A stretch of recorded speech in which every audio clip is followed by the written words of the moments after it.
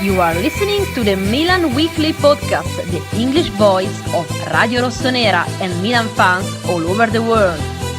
La formazione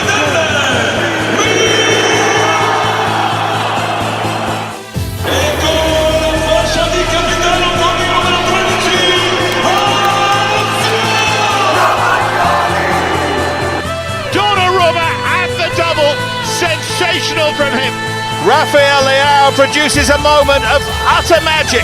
Teo Hernandez al volo! Teo Hernandez! Ancora lui! Una meraviglia! Ibrahimovic! Zlatan Ibrahimovic! Fuori classe assoluto! Buonasera a tutti, buonasera Stevie P. How are you on this fine cold evening here in Montreal, Quebec, Canada? Very good, very good.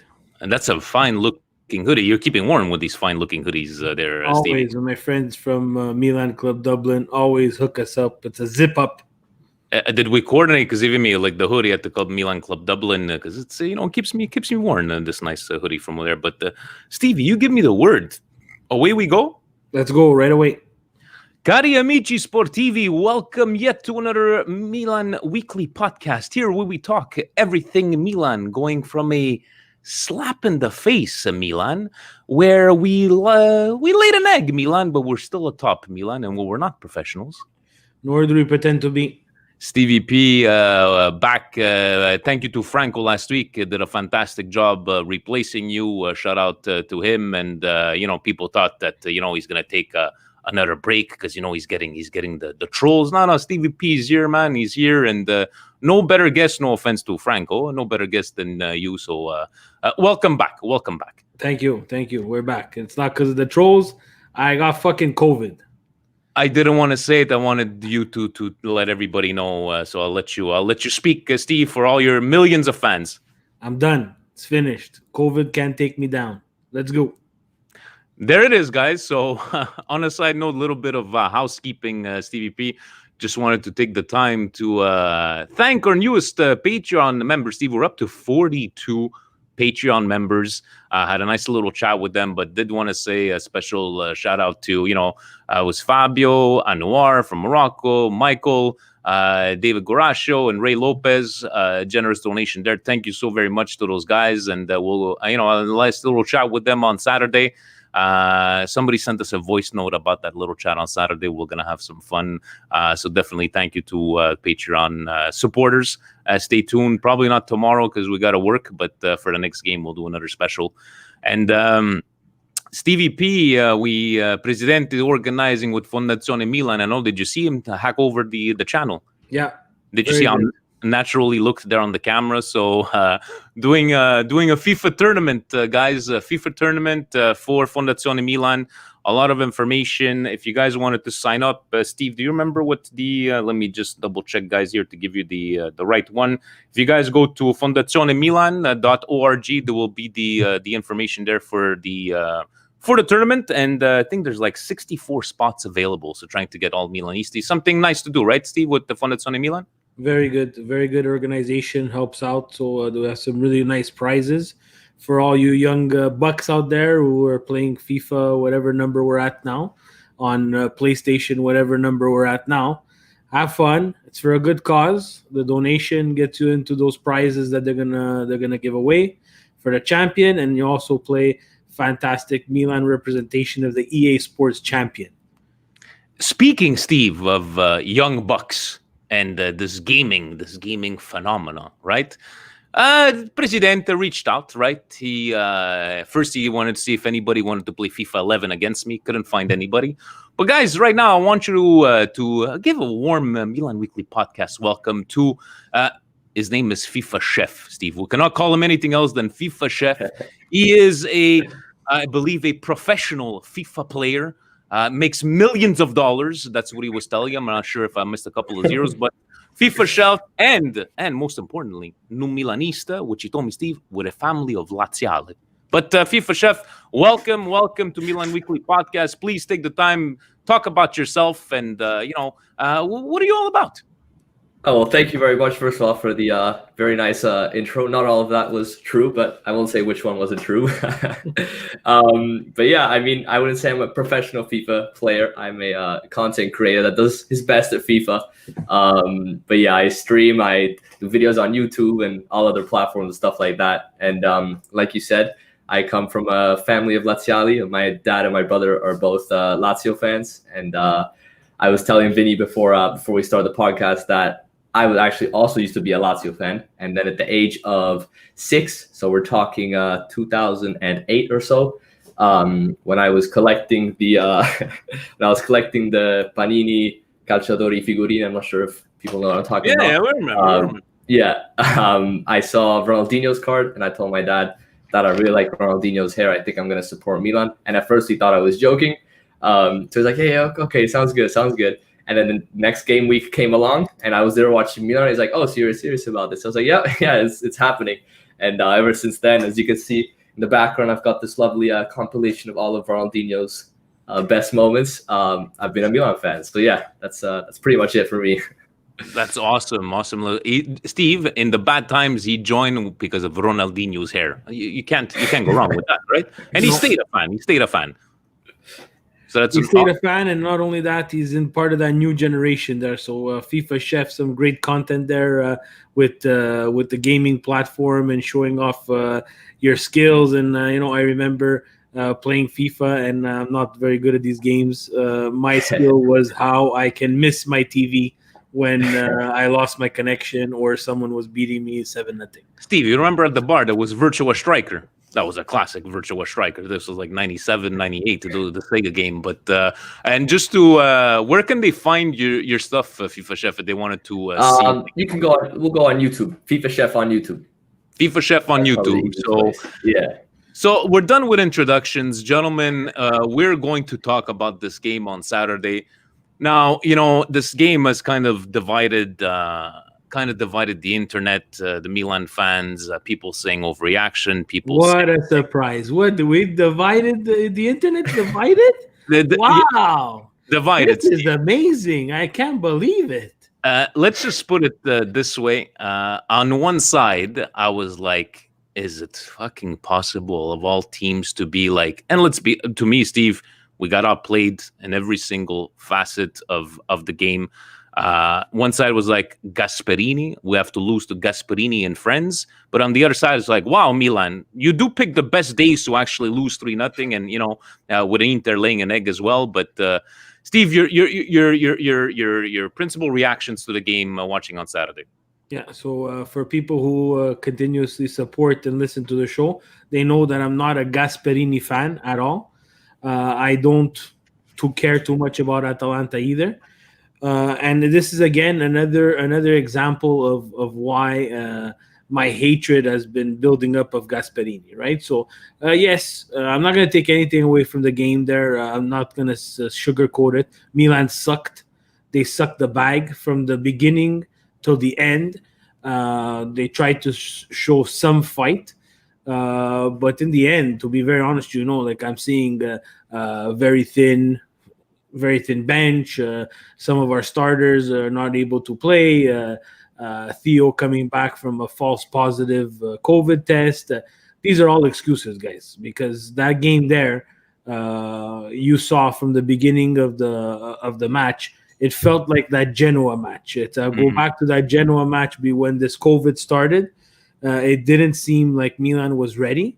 I'm gonna chalk it up to this is on Pioli, guys, and this is him not getting the guys ready. And again, I'm gonna also point out and point the finger at everybody else who was on that pitch, because it's not an excuse, guys. A game against Atalanta, guys. When the last time you kind of played them, we weren't a full squad and we tied there, but the one that you need to remember and the bulletin board material is the 5-0 and the dancing Gasperini. And people are gonna say, you know what, Steve, you keep on going to that game, you keep on bringing it up, guys. I bring it up because there's no one that's supposed to dance on our Milan. Nobody. It was the bottom of the barrel for us, Steve. It was the bottom, like we couldn't see anywhere else than up. And then this game here, and you're saying putting the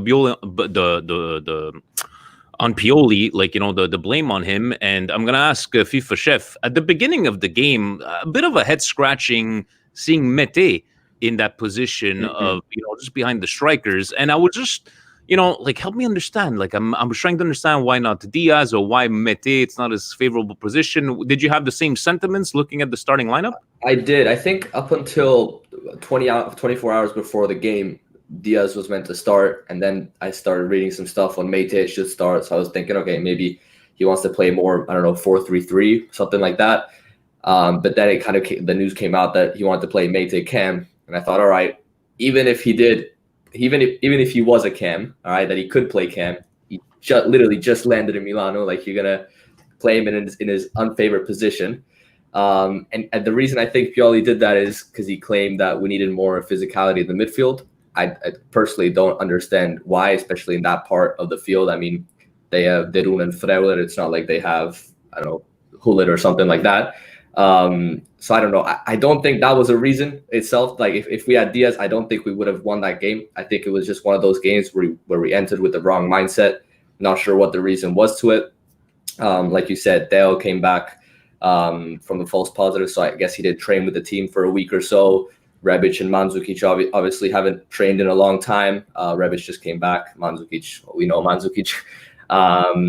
And I don't know. It just felt like one of those games. Like it just nothing clicked, to be honest. And they capitalized on that. And I think it could easily have finished 5-0 once again if they took. Yeah, and that was a scary part. And even looking at Steve, you like saying sometimes it's like whenever these teams play us, it's like they become the Real Madrid of the the golden years. And Ilicic was like, Jesus Christ, non è marcabile. I was watching on Sky, and my goodness, what did you?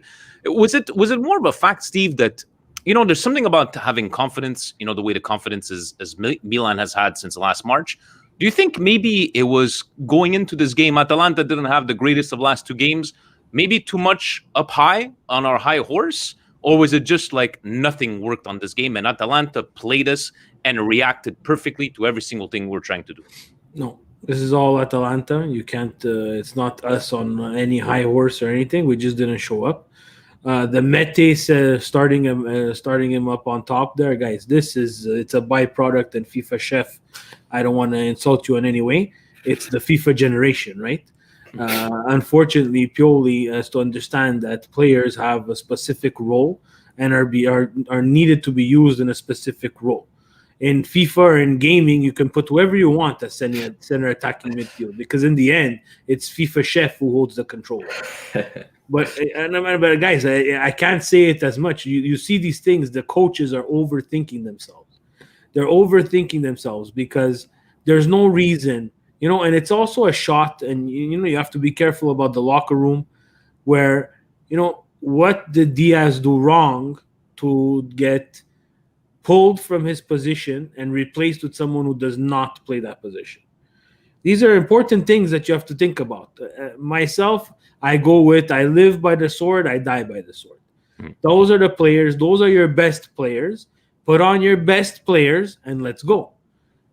Was Diaz going to change the game? I don't think so, guys. I think we have to chalk it up as we did not show up, which fucking pisses me off because we really picked the worst possible teams to not show up against. And again, it's Atalanta. And it's not only the Atalanta, it's letting teams like this back into the race that pisses me off. The Juve win. Okay, we get lucky. Inter draws against Udine. Big tickle. Napoli loses against Verona. We got a little bit lucky. But teams like the Lazio, the Atalantas, the Juves, as much as we want to make fun of them and we want to say we're 10, 6, whatever many points we are ahead of them in the standings, teams like this, during El Campeonato, need to stay buried, need to stay far away from wherever they're touching. Because in the end, guys, you want to get on a stupid train, you want to get us on a stupid bus, we have to make fourth place. We have to make Champions League. Enough with this fairy tale bullshit. Let's get it on, guys, because this is starting to get serious, guys. This is starting to get serious. It's a crucial point in Milan's campionat. We're halfway, man. We're halfway, it's crucial. right? Very crucial on that one there. And the FIFA chef, how about the? Do you put any importance or maybe a result of this game? Romagnoli being out, do you think that maybe played a factor in the defense? I'm not saying if Romagnoli was there, we would have won this game, but do you think it had a huge factor having Kalulu and Kier? Listen, Kalulu's an interesting one because I feel like I think he's I guess born as a right back, right? So he's got that. He's good on the ball. He's got somewhat good defensive awareness when he's on the ball. But in terms of marking, I could probably think of 5 goals already that are completely down to his marking in the last month or so that we've conceded. So maybe if Romagnoli was on Romero on that first goal, maybe we could have avoided that one. But overall, I don't think I don't think anyone could have saved us this game. Even if we had Hakan, even if we had Benasser, you want to throw in there as well. I don't know. Maybe if we had all those players, we would have come in with a different mindset. But I don't think it's the actual performances. I think it's, like I said, it's the mindset. And to be honest, Kier played a phenomenal game once again. I would argue that recently, in terms of actual the way they play, I'm not saying the importance for the team necessarily, but in terms of individual performances, Kier at times, or at least most of the times, has been better than Romagnoli. I think he's been very, very concentrated. He's brought some experience to that back line. And again, I think, if I'm not mistaken, this was the first time that Kier and Kalulu played together as a center-back partnership, right? Yeah. But although Zapata scored near the end, I think Kier did a really, really good job, or at least as much as he could have done in a game like this to kind of block out Zapata as much as possible. So I don't think that Romagnoli could have done anything to save us. Maybe we're missing a leader in that back line. I mean, obviously having Romagnoli or having Kalulu is a big difference. But I don't know, to be honest. No, just like sometimes maybe one player there, but in the end, I think on my side, it's like I look at it as, okay, you know what? Yeah, we laid an egg. I hate that we lost to Atalanta this way, but we're still atop. Where Stevie, I respect his way. Was like, this was an opportunity to gain more ground off these teams there. And right now, yeah, we have 19 games left. There's no such thing as an easy game. And please, guys, don't give me that bullshit that the next couple of games are all these small teams. There's no such thing as easy games there in Serie A, even though we're getting all these the players back. We'll see where we go from there. I want to touch base, Stevie P, on La Gomitata. La Gomitata. If you do this in the FIFA chef, you get the yellow card.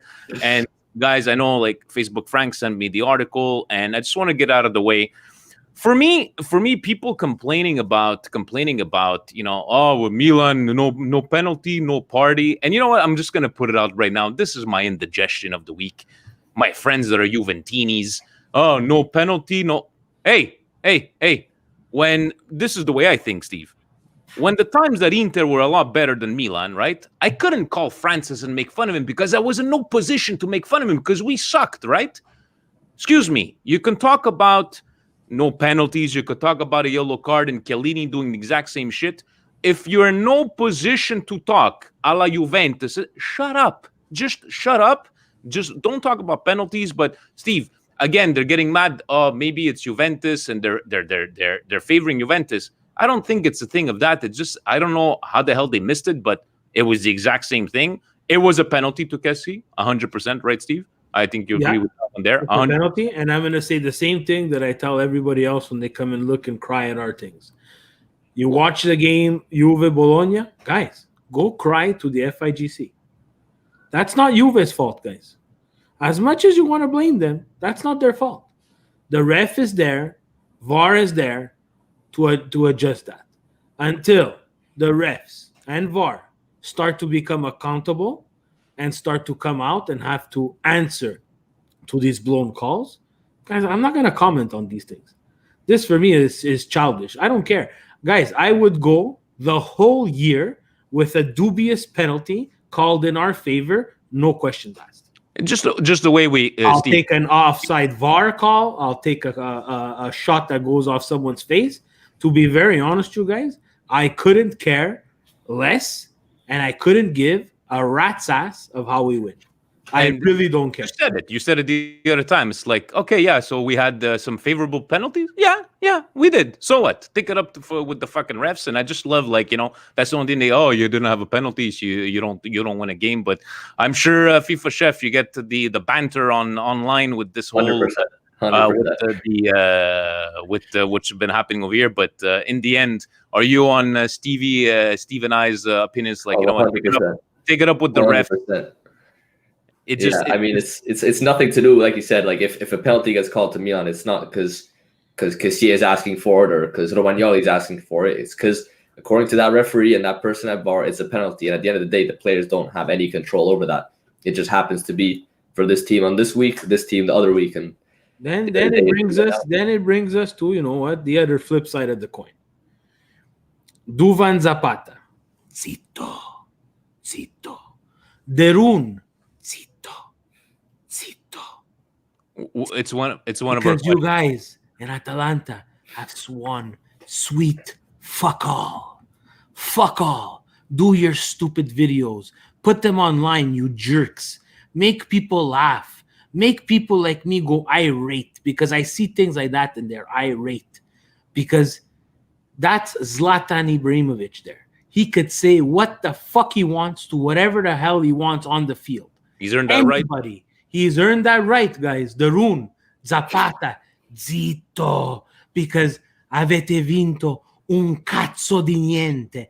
You suck so badly that in the Champions League, you had to take our stadium because your stadium wasn't ready.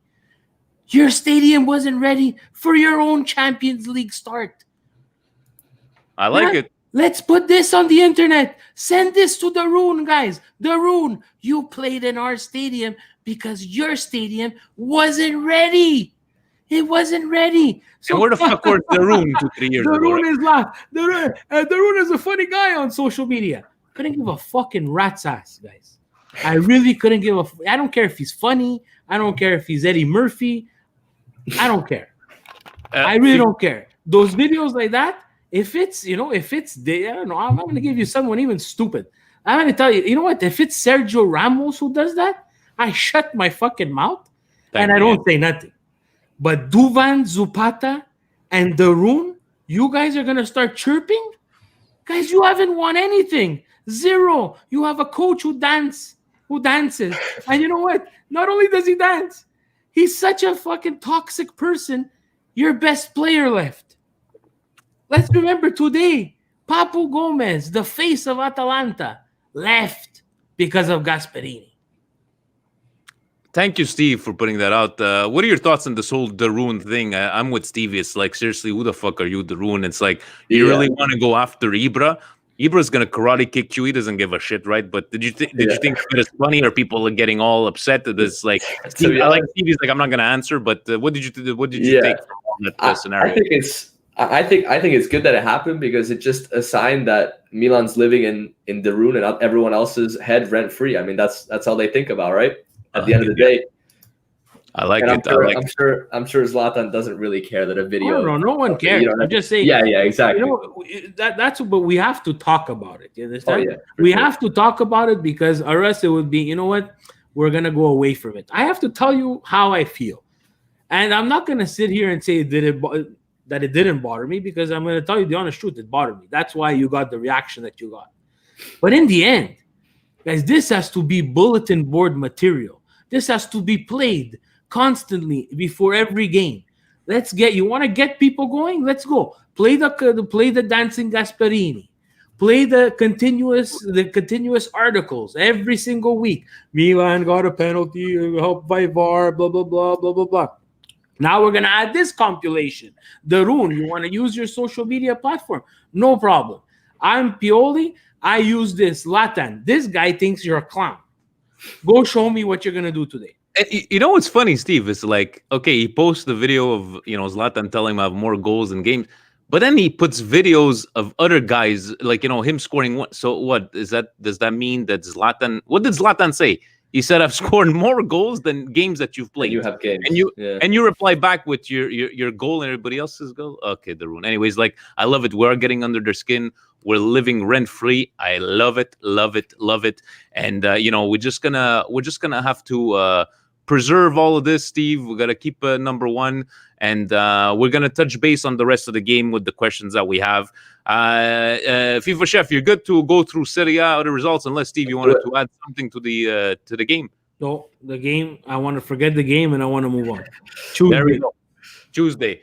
Before we take it into Serie A, and we were talking about preserving, Steve, we got the little gifts. We got little gifts that came in this week. Our friends at the MANSCAPED guys. We've had the lawnmower 3.0, but now we have the weed whacker. Look at this beautiful thing here. Look at the way it purrs. Look at do you hear that? Now, Stevie P, this is not for your family jewels. Now, this it is for your nose hairs and the ears. Now, gentlemen, some of yous have a lot of hairs in the nose, hair in the ears. Me, unfortunately, I do not. So what did I do? I gave it to my father. But you got a couple of them sticking out over there. Try fatto no bello, And he goes, ma che stai? Non c'è male. He goes, non mi tira troppo. It doesn't pull very much. He goes in the ears. He goes, it tickled a little bit, but it's very smooth. Mi piace. So I did disinfect it basically from over here. But he said he never saw something so smooth. He goes, it didn't pull anything. So for you guys know each other. You're there plucking because a couple of hairs are coming out. Manscaped Lawnmower 3.0. Stevie P, the weed whacker. Did you give it a shot yet? Not yet, no. Not yet, and I know Presidente wants us to give him the update because he wants to maybe test it out on his nostrils. But the guys, 20% off, free shipping in North America. Unfortunately, our friend, our Patreon member Youssef in Kuwait is like, they don't deliver to Kuwait. He goes, that's what I was waiting for my haircut. It's like I was waiting for the Manscaped. But guys, check it out, manscaped.com. Thank you for everybody that ordered MWP. Even for 18 years old, you got a little bit of a beard over there going on. FIFA Chef, you got to keep it nice. You got to keep the family jewels nice for a gala friend. It's all there. It's all there. So thank you to everybody that's purchased. And MWP, free delivery and free 20% off. Taking it over to, let's go to Serie A. Stevie P. Benevento Torino getting a lucky win at the last, and I think they scored in the last minute, if I'm not mistaken. They tied. Yeah, sorry. So Giampaolo getting fired. I think that everybody saw coming. Did you watch this game? I know it was on Friday. Anything to add to this game, Steve? No, look, I'm surprised Torino fought back, to be very honest with you. Benevento, they're not a tough, they're not an easy opponent, man. They score goals. Definitely. Roma Spezia. FIFA Chef, did you take a look at this game? I did indeed. What a game it was. Please give us your thoughts. Okay, so obviously after the Coppa Italia game between Roma Spezia, it's just hilarious, to be honest, to watch for two reasons. One, obviously, because they ended up losing it.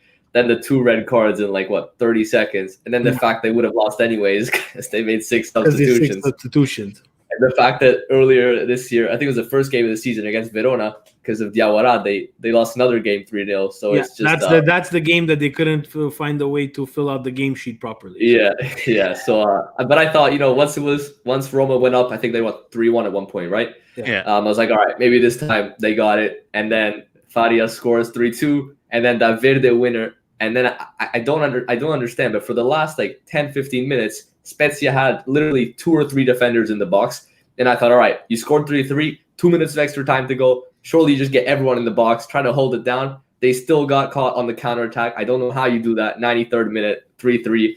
But nonetheless, it was a really, really, really fun game to watch. It would have been better if it ended 3-3. But I was at the end, it expecting ended 3-0. Steve, in what world? You know what? I'm going to ask you. Help me understand. How do you forget the coach? But how do the referees? Isn't somebody keeping tabs there on substitute? Yeah, hold on. This is the Serie A game and the Coppa Italia game, 2 different stories. Yeah. Sorry. So right over here, the 4-3. I'm gonna go with FIFA Chef. This 4-3 and the Coppa Italia game were real FIFA 21, FIFA 20 games. 100%. This was defending at its worst. The Coppa Italia game, whatever we're gonna say, I don't know. In the end, the Coppa Italia game, I was interested in that too, because there's how could you make them make 6 substitutions? The actual rule is the fourth official and the ref are not supposed to be counting the substitutions. Those substitutions get handed in, and then he could hand in 10 if he wants. They're going to make him make 10. At one point, Pellegrini's telling Fonseca, hey, buddy, we're at 6 over here. What are you doing? And he was saying, go. Well, that's how you end up getting kicked out of Coppa Italia. The problem with that there, you know what? And, people have to understand, it's always when you lose Coppa Italia that it's not important, right? I don't care about the Coppa Italia, right? Roma haven't won dick fuck all and who knows how long. Why don't you want to stay in a tournament and not get kicked out by Spezia? Seriously. So and the game over the weekend, again, this is a failed opportunity again for us because Roma squeak out the 3 points. No one's going to remember this game. Yeah, no one's going to remember this game till we look at the final results. And they're going to say, wow, we gained 3 points off a game where we really sucked. And they sucked. They were bad. Udinese and Inter, I know I just caught some highlights because obviously we're watching the Milan game. How about you, FIFA Chef? Anything to take away from Inter just, again, laying an egg? This is not the first time that we see Inter choke on the same week that we drop points. I was once I saw first half 0-0, knowing Udinese, I thought, all right, there's actually a chance here that Inter don't score, because Udinese is one of those teams like Verona when they defend very, very well. Super frustrating team to play against.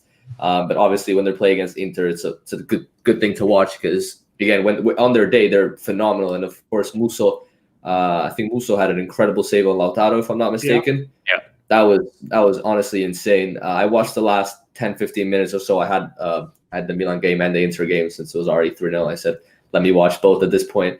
I was expecting a 90th minute winner. I really was. Nothing came, and I thought, all right, I guess it softens the blow a little bit from the 3-0. The way our weekend was going, I was expecting a 90-minute winner from Inter as well. But this is Pazza Inter, guys. It's just them not taking care of business, right? And, again, a team like Inter, a team like Milan this weekend, when you're sitting up on top there and you're not putting these, like for Inter's sake, leapfrogging Milan when Milan doesn't really show up one weekend. And when, Inter is going to put some distance between themselves, Roma, Juve, Atalanta, Naples, and they don't, then in the end, this is again, we're going to go back to these games and you're going to scoreboard watch a bit and you're going to say, you know what? That wasn't Milan's weekend. But Inter's going to look at it and it's like, wow, we're 2 points away from the Scudetto. You understand? So. Very good point on them. Fiorentina actually winning a game. We'll just skip on that one. Juventus, Bologna, Steve. I don't think anybody could have predicted a Bologna win, but Juventus getting it done, but not impressive. I did watch this game. I was up early, and nothing to write home Juventus-wise. I don't know if it's that defense, and we'd expect a Bologna to, people saying, oh, they're going to trash Bologna. Maybe Juventus 3-4 years ago, but again, not impressed. I don't know if you watched a bit of the game. I saw the game again on replay. I'm not waking up at 6:30 in the morning for Juventus, that's for sure. But guys, I said it from the beginning of the year. I thought, and I still believe, Juventus have a lot of things to figure out. They got exposed against Inter, but again, this is another prime example of that. When you have someone down, it's better he better make sure that he stays down. And Juve is that team. Exactly. How about you, FIFA Chef? Thoughts on Juventus, or we're enjoying them, not being on top there, but I honestly I just want that game against Napoli to be played, because it's so annoying looking at the table and being like, oh, okay, they're down there, but they have a game in hand. But then so does Napoli, but against Juve. So it's I don't know. Has it been decided when they play or not yet? I don't think so, right? It's later on. Yeah. It's later on. Because the next month or so is super packed with Europa League, Champions League, Coppa Italia, and stuff like that. So, but yeah, I mean, like you said, I don't see them as a convincing team. And also Pazza Inter. I mean, it's super weird. Like Inter, even within a singular game, can play their best football and their worst football of the season, and it's super strange. And I think that's what makes this title race so damn interesting, because you got Inter switching every half, whether they play or not. Juve deciding to show up or not, and then Milan doing stuff like this and losing 3-0, right? And Roma, after all the criticism, all the laughs, are third on the table still. So it's definitely going to be a very, very good end to the season. 19 games left, right? But Steve, if Napoli keeps on going this way here, was not expecting this to happen. I think they scored. Was it Lozano that scored the 9 seconds in? Looked like it was going to be an easy ride for Napoli, but Verona's surprising. And what do you think is going on with Napoli, Steve? Yeah, I don't think Verona is a surprise anymore, man. I think Verona is a very well coached team, guys, and they're not going to give away easy points. And Napoli getting that early lead, great for them. But Verona doesn't stop, man. They're really, again, Juricic is a byproduct of Gasperini's coaching tree. So that whoever he's fielding that day is going to give their 150%, and that's what they do. And imagine they have Kalinic up there, guys. So the best defense in Serie A too. Yeah, and I mean, if you read out their defenders, they're nothing special. Everyone thought they got rid of Kumbula, Ramrani, they're gonna be different. No, and it reminds me, honestly, like you said, first of all, Juric and Gasperini, very, very similar in terms of coaches, but also the team itself. I feel like same with Atalanta when they lost Kessié, Conti like a couple years ago. Every year they seem to lose players, and then whoever they get just seems to work perfectly in their system. It's one of those clubs where it's about the system and not the players. Yeah, and those are the worst. Those are the worst clubs to do business with on the transfer market. 100%. Because you're not guaranteed to be getting that. Not at all. Not at all. Lazio, 4 wins in a row. People were talking about Sassuolo at the beginning of the year after 4 or 5 games, saying that they were going to be a contender. Sassuolo does this every single year, but Lazio, are we starting to? We like FIFA Chef. We've called Lazio Dr. Jekyll and Mr. Hyde for a very long time. Steve and I, because you never know what kind of Lazio is going to show up. But Steve, can they keep it up? Can they go battle for top 3? What do you think? They can. It depends what they feel like doing in the Champions League, and I don't think they're deep enough for all the competitions. So for me, I don't think that Lazio can get to top 4. But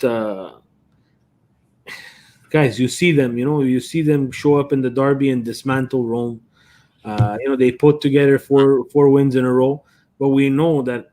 As easy as Lazio could put together 4 wins in a row, they can draw 2 and lose 2 in the same month span. So the beauty of Serie A. I feel that Lazio drop in the second half of the season, and I don't think that they're in that race. Sassuolo, I feel bad for them. I just you see that Juve game and you see them really throw a lot of stuff at the team like Juve. And is it Lazio that good or Juve just not that good? I don't know. But it seems like in both the results, it's always Sassuolo that ends up on the short end of the stick and they drop points, right? So, how about FIFA Chef, your family? Are they thinking a Scudetto for Lazio? Are they happy with To be honest, I think it all depends on that Bayern game. I think 99% of people are expecting Bayern to cruise through that game. And like you said, Steve, I mean, they don't have the squad depth to handle 2-3 competitions, right? And I mean, they got Lulic back from a long injury, but now Luis Felipe is out until April, I think. So that's a pretty big blow. And I think, look, Champions League is in 3-4 weeks. Assuming they get knocked out there, then maybe they give their all in Serie A, right? If they lose to Atalanta in Coppa Italia now this week, then all of a sudden they're left with 1 competition. They can focus on that and give it their all. But otherwise, I don't see them. I don't see them in top 4. Luis Alberto that's hurt, right? Luis Alberto's also hurt, yeah, but he should be back in a week or so. Yeah, I think he had his appendix removed or something like that. It's an interesting race in Serie A. I was watching Gabriel Marcotti and Bonetti talking that Bonetti is going with 5-6 runners in Serie A. And the Marcotti was saying it's a race. It's a race, and he wasn't more concentrating Marcotti on the teams themselves. But it's been a while. We haven't had a kind of race like this in Serie A, and hopefully it continues that way there. So are we ready for questions, guys? Yes. Let's do it.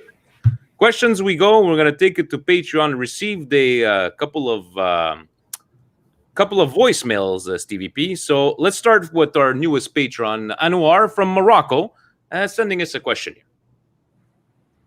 Hello, guys. I hope you're all doing great. And thank you, Vinny, for sending me the number, first of all, to share my comment and question. So after watching the game against Atalanta, I think we all saw the poor display from Castillejo. Not only him, a few others. But I think that, first of all, Theo needs to bring it back to word. I think he's on his high horse somehow, like last year. He just loses the ball now in very dangerous situations, just stops running. Like he's some kind of Ronaldo or Messi, just bring him the ball. I mean, he's the left back. He should run. He's there to run. And I think against Atalanta, again, they created a lot of space on his flank because he just gives so much distance to the wingers. He never closes the gap between him and never pushes the winger or pressure him into the touchline, which I believe is Ben Nasser was covering that up so much, and now we miss him. And we can see how bad it can be if we play a good team, if we don't have our key players. So my question is very obvious. Shall we sell Castillejo? I hope the answer is yes, and I think you agree with me. But if we're selling Castillejo, what would be the alternative? For me, honestly, I can only think of Depay right now. I don't think that Milan is going for a very expensive player, and Depay is available for 5 million, which I believe is a bargaining deal. Like, why are we still waiting for anything? We can just buy him for 5 million, not even sell players. So this is my question, guys, and thank you. All the love and all the support all the way from Morocco. Cheers. So a good point about the Theo asking, we did see a kind of a change on him. I know Steve and I have been critical sometimes, saying he throws himself too much on the floor. He's saying sell Castillejo, but again, you need to have a buyer from over there. In the end, Steve, I don't know if you agree, Castillejo, he's just giving us the best that he has, but unfortunately his best is not good enough. I love the kid, he gives it all, but it's just not good enough.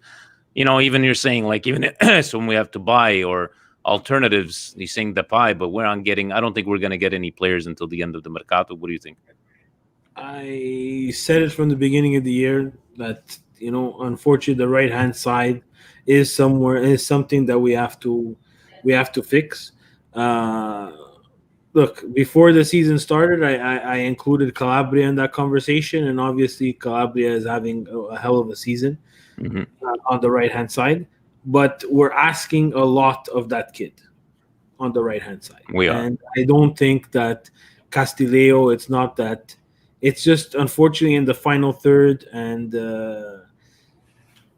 he doesn't have that IQ to make that right pass, that final pass, that that triangle button through ball, or hold triangle, hold the left button in the back of your PlayStation manette, and it lobs it. R1, Steve. It's just those are players like Castillejo, Salsicha Maker, fantastic depth players.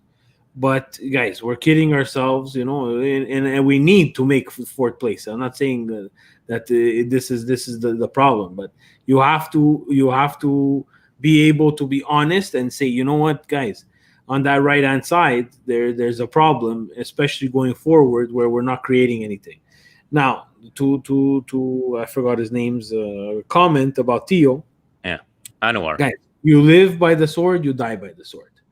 This is not. We didn't buy Theo Hernandez because he's a fantastic defensive player. We bought Theo Hernandez because he was the complete opposite of Ricardo Rodriguez. For me, I need him to do his things going forward. People have destroyed me and destroyed this podcast on the multiple times that I said that Leao was lazy. Have you noticed, guys, every single time Theo has a bad game, there's someone other than Rebic on that left-hand side with him? So I'm bringing up a very good point that somebody wrote it there in the comments. And again, people are going to say, Steve, you're crazy. Leao did the most kilometers. Huh? FIFA chef, they calculate the kilometers. In FIFA, kilometers being dick fuck all. And I'll tell you why. because you could run around like a chicken without your head, a la Castillejo, put up that you ran 15 to 16 kilometers in a game, and we still got our ass kicked 3-0. So you have to have defensive responsibilities. And I'm not gonna put it on Leao. I'm gonna put it on Pioli, because we're constantly making that same mistake. You have to protect the asset, which is Theo Hernandez, moving forward. And Pirlo did it to you, where he decided, you know what, I'm going to put Chiesa and I'm going to jam him straight down your throat.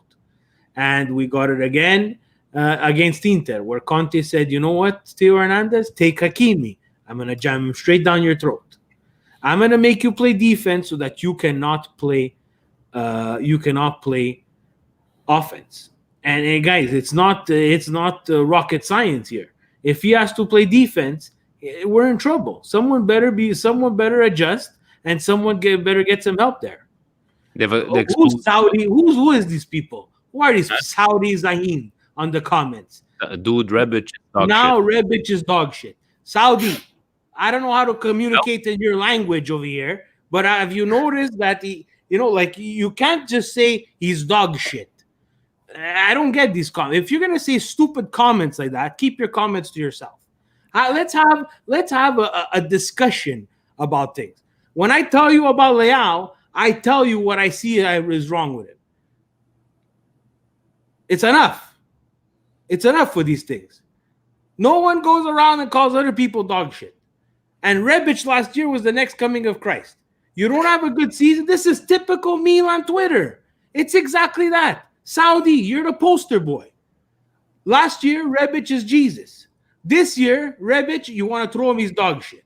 Because we had to put him up as a striker, and it wasn't his natural position. Use your brains, guys. Use your brains. These are guys that came to us when no one wanted to come to us. No one. Good point there. Good point.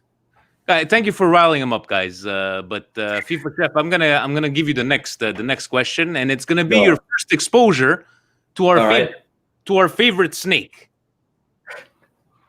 Hey, Vincent, Steve, it's Francis. First of all, congratulations on Milan being winter champions. I was listening to your Patreon special prior to the Atalanta game, and let me tell you, I was really surprised that unanimously everyone on the panel chose Milan to beat Atalanta. And that's despite injuries, suspension, pending positive COVID cases. I'm just wondering, have Milanists in general lost touch with reality? But on a more serious note, with all the fixtures piling up with the European schedule starting again soon, how confident are you that Milan can overcome this in a satisfactory way? Good luck. So this is our friend Francis. He's he used to be our co-host, an Interista. Obviously, that's what we call him, the snake. But to his question, what do you think? With all these competitions coming up, you think we got it to get through? I mean, listen, I view it like this, right? Sure, we have a couple more Europa League games and stuff like that. But Juve,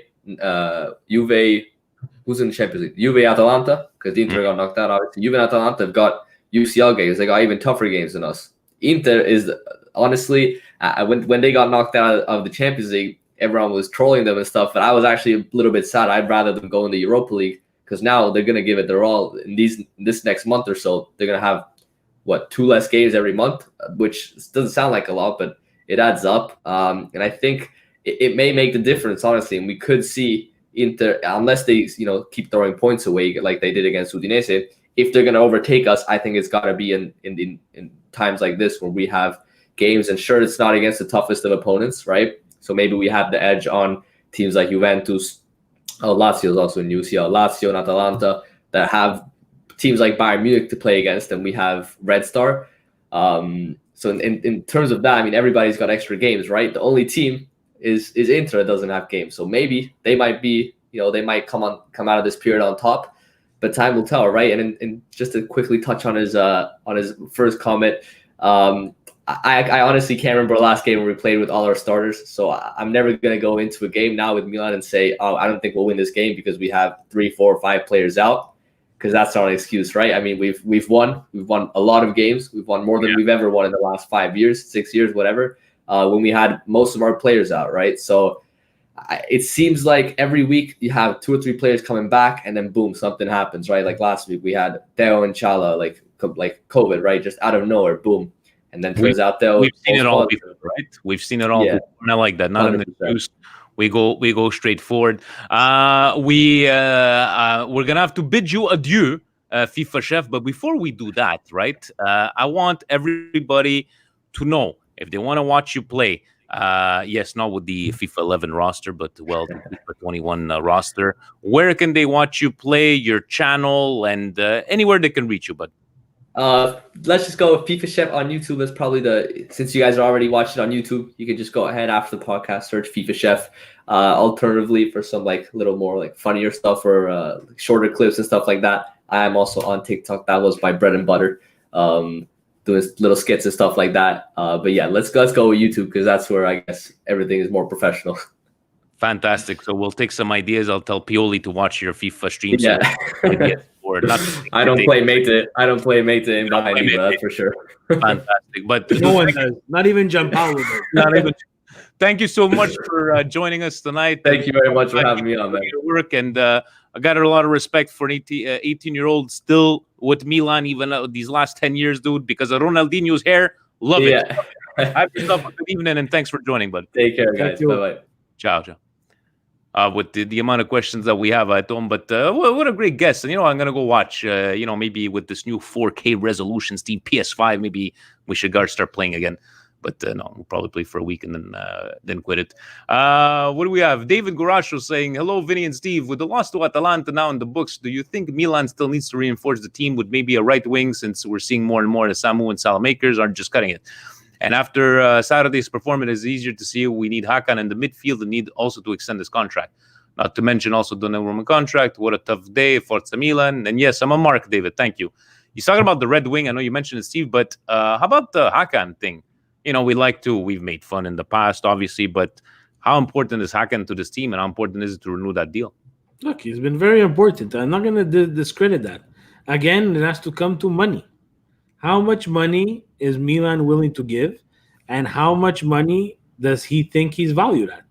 If you start talking about 7 million, guys, it's start looking. Whoever has a Hakan jersey, go find a way to take out the Channel Lobolu on the back, because you're not getting Hakan at $7 million.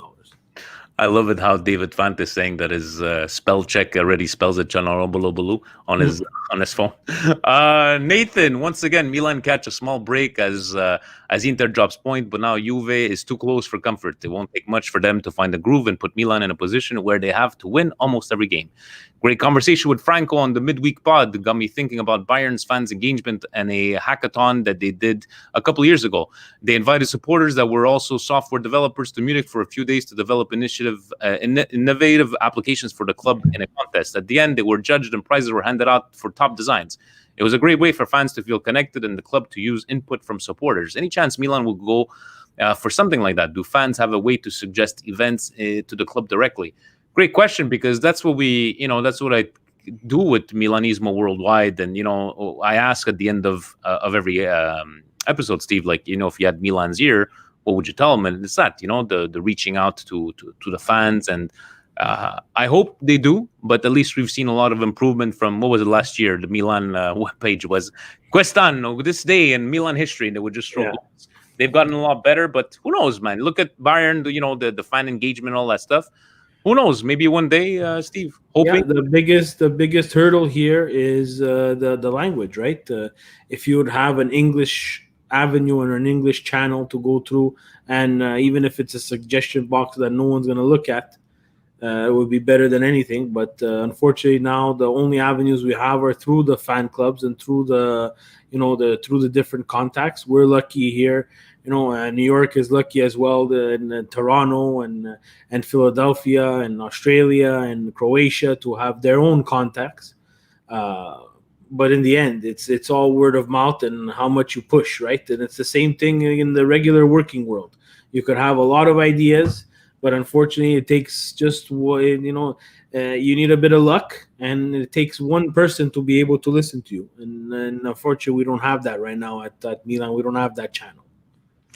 Gio just want to say, keep up the great work, guys. So disappointing on Saturday. Nothing much to say. He goes, I'm still on the bus, but I have my seatbelt fastened now. Question for you, Steve. Franco said that he's obviously with you on the Lazy Boy next to the fire, no bello scotch. He said, if by the time we meet Inter again, we're still first and we beat Inter, he goes, he'll pop his head up to see if the bus is coming. He's not making a movement. Are you on the same page as Frank from New York? I get on the bus when I see the final results at the end of the year. All right. Steve, who else do we have here? Gillis, I read in the comments of the Fossa de Leone blog that Milan seemed to struggle versus teams playing a 3-5-2 with Inter and Atalanta using it, maybe Juve too. While this appears to be true, Milan have always been pretty thin squad-wise in those same games, particularly at left wing. Because cause for concern does Milan just need to get healthy? I'm not sure about the healthy because we haven't been healthy since day one, right, Steve? But you think there's something to do here? Maybe playing the 3-5-2? Maybe we haven't found a great, counter to the 3-5-2? Look, against Inter, we won the derby. If they play 3-5-2, we didn't really do them a lot of favors because they still lost. We're gonna go to Juve, guys. I don't make excuses here or there, but that was the Milan team that had the most missing pieces. We played Calabria in the midfield, so I can't. I don't think I can't get that. The only team that again now is Atalanta with the 3-5-2. But look, guys, it's very obvious against our Milan. If the teams sit back and we need to break down their defense, it's going to be tough. We want to have the ball. We want to absorb some pressure sometimes. Yeah. We talk about it, on different chats and different text messages. People are not giving Milan that respect, the respect that they would give an Inter or a Juve, where they would sit back and say, you know what, you want to beat me? Come and break it down. They're not doing that. So it's not 3-5-2. Yeah. It's not 3-5-2 that it's the formation. It's the way that team that we're playing against on that Sunday, on that Friday, on that Saturday, on that Monday. Stupid Serie A scheduling. But it's how they come into that game and their mindset. And hopefully we don't have a lot of these games like the Atalanta game where we come in and we really, really suck from beginning to end. Paulie H says, good evening, guys. Romagnoli has 1 year left on his contract, so do you think we should renew his contract in the summer or sell? He's looking to increase his salary from 3.5 to 5 million per season. If we sell him for 15-20, it might be a good deal, as if we qualify for next season's Champions League, he may struggle. Forza Milan. I think we spoke about it in the last one, Steve, where we just felt that maybe Romagnoli has hit that peak. We'll maybe not see him get better, but again, we keep on mentioning he fucking signed with us when the Young Hong Lee, But at the point, if somebody comes around for 20 million, I think we spoke about this in the past. We would take 20 million for Romagnoli. Would you? I'm not 100% sure. What would be your magic number for Romagnoli? 40? I don't have a number. I have to make the Champions League first. And then go for. You're going to replace him with who? Good point. I love it when you come back. Everybody's well, you replace him with who? It's true. With because we saw Kalulu for 6-7 games that he's It's not a big enough sample size. We see Shane O'Brien and Sel Romagnoli is overrated and replaceable. Sure. We're going to replace him with who? Because Duarte didn't work. Musacchio didn't work. You want to continue? Kier's not going to give us 5 years, is he? Kier's not going to give us 5 years. He was a great signing, and I think he's going to extend his career and extend Romagnoli's career if that partnership does continue. Yeah. I was meaning he re-signed, Tommy. He re-signed under Young Hong Lee. He renewed his contract. I know it was Berlusconi. But no, it's I like the what are we going to replace him with? But anyways, it's a business. Money talks. Yeah. We were looking at Tomor, the loanee from Chelsea. Yeah. We said it at the beginning of the year. Tomori. Milan needed to get a center back, and we said, why not go and get that Rudiger, someone who played in Serie A. Still at Chelsea, you're gonna get him on loan. And that didn't work. And now we're gonna try again. We're gonna try to repeat the Theo Hernandez music, the Diaz music. We'll see. I just think that, guys, we need to find a way to secure, and I'm not saying secure, you're going to be able to secure with 19 games left. Exactly. I'm a bit disappointed that we didn't dip a little bit further into the Papu Gomez. I think that would have been something that would have been a little bit interesting. Someone who's played in Serie A, has a little chip on the shoulder against exactly the team that we just got destroyed by. I just think that there needs to be a bit more done. Yeah, 100%. Guys on Twitter, I'm going to try to go through most of them, but please use the hashtag. I have to go back and forth. But, who do we have here? We have talking about the Roon. We spoke about the Presidente. Hoga's headband saying, do you think Zlatan got too carried away with his MANSCAPED trimmer? Saying that picture of him that shaved his... Is that for real? Did he really shave his head, Steve? Or was he just trolling everybody? I have no idea. What else do we have here? Captain Rossoneri. What do you make of the new signings, Mandzukic, Mete, and Tomori? Who will flop and who will benefit us? Plus, which signings do you like to see before the window closes? So far, Steve, Mandzukic was a good reinforcement. But we're going according to what we've seen and what we know. Mete and Tomori, Mete, we saw him obviously more than Tomori. And I love how Facebook Frank, he made a mistake by saying, yeah, he's Canadian. He's from Calgary, Alberta, Canada. But yeah, a Canadian born from Calgary there. But how do you like the signing so far? It doesn't look like Band-Aid solution kind of, don't feel like Band-Aid solutions. Well, Mandzukic is low risk, high reward. We'll see what we can get from him. And, the Mete is we needed cover. We didn't need him to play center attacking midfield, that's for sure. So if it's for cover, I like that. Tomori is, again, we're rolling the dice on someone else, another loanee from Chelsea. Hopefully it comes to fruition, like the Theo Hernandez. But I cannot sit here and pretend that I know who Tomori is. The same thing like when we signed Kalulu. We cannot say that we're, but a pleasant surprise. Yeah. If guys, we want to make Champions League, guys, there has to be something else that has to come. There has to be some other little cartellino between now and when the Mercato closes to give this fan base and this team just a little bit more of that pump and that edge. If you're going to dip the money, dip it in now. I think Mandzukic would have made more of people turning their heads if he was still currently paying, but the fact that he hasn't played since March, but hopefully it's going to help us in the long run. Massimo, what is your take on player selection from Pioli compared to the players not playing at all? I think Pioli got it wrong putting Mete instead of Diaz, because if we were missing a player at the first half, putting unnecessary pressure on ourselves. Now, we did speak about that one there. Look, we can shit on Pioli, but I'm not gonna shit on Pioli. I do not understand. If I've trusted him so far, right, with time, look, I don't know what happened. We made a mistake. It's good. Let's just move on from over there. But he said that he did not sleep after Atalanta. And by me saying I'm putting the blame on Pioli does not mean, fuck you, Pioli, and your shit.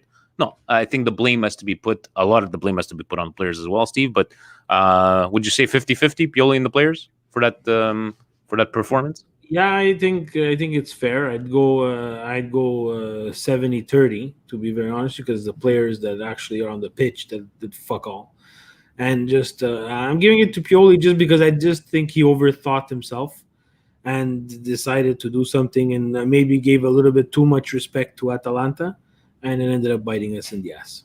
Because there's a point in the game where Mete is in front of that box and he has a chance to score and makes the wrong decision, right? So unfortunately that's on him, right?